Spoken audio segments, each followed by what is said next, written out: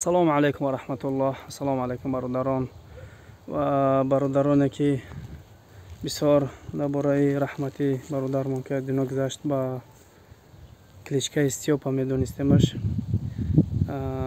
بسیار بگیم همدردی بیان کردین، غمخوری بیان کردین و دوستان عزیز وقتی که در دنیا بودنشون، وقتی که در حیات بودن، ما باید او را دستگیری بکردیم، ما باید قناتشون میبودیم. وقتی که از دنیا میگذریم دیگه همدردی بیان کردن تو و شرط و ضرور نیست و احتیاج ما به هیچ چیز هم نداریم، به خاطر که هر چیزی که در دنیا کردیم همون را عاقبتش خداوند در آخرت به ما نشان میده، خوب نیک بد.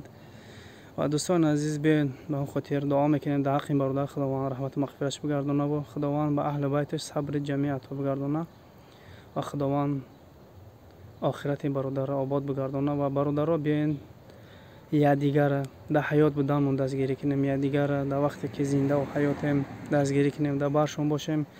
بسیاریات یک رکلام عادی که یک برادر خود دستگیری میکنین پول طلب میکنین، اما که 2000 3000 اشما یک منوت وقت میره و که میگین تلفن میگین برادر در فلان برادر دستگیری کنین و ای چیزو پول طلب میکنین که اشما یگام چیز قنی نمیره، با اینکه شما ای نبرات پول کار میکنین، اما سایت وقت ویدیو میکنین و وقتی که یک کس میمره حداقل به پول میشه رکلام کنیتون و زنده بودنش دستگیریش میکردین چورتون میکرد. خداوند همه تا برکت بده.